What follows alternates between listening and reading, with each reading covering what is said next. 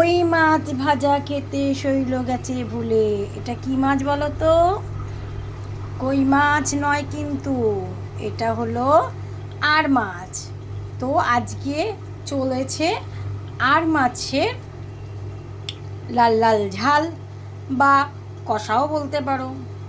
রান্না চলছে, কি বলো তো, এই দেখো কি আর আর মাছ আর ডিম কষা।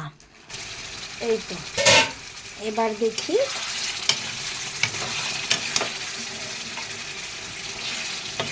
হয়ে গেছে কিনা।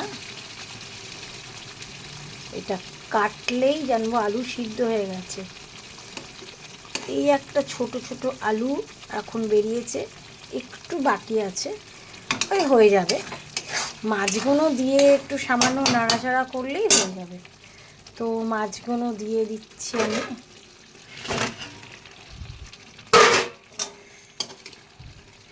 এবার রেখে দিচ্ছি একটু ক্যামেরাটা, না হলে মাছগুলো ঠিকঠাক দেওয়া যাবে না। আর ভাত তো হয়েই গেছে। আর কি রয়েছে দেখো, আর রয়েছে দেখো ফুলকপি কড়াইশুঁটি দিয়ে। সব জায়গায় আজকে কিন্তু ছোট ছোট আলু, ছোট ছোট আলু দিয়ে হয়েছে।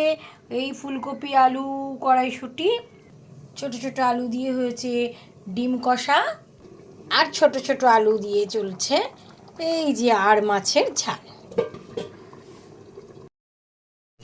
তো চলে এলাম, এই হয়ে গেল আমার রান্না। আর মাছ, ডিম কষা, ফুলকপি আলু, ভাত, আরও একটা আকর্ষণীয় আছে, এই দেখো চাটনি।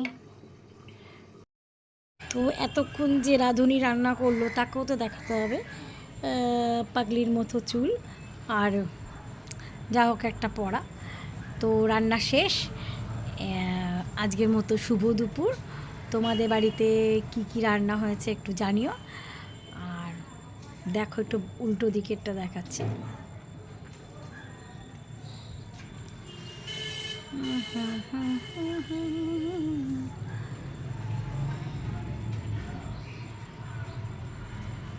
তো কেমন লাগলো? Tata tata.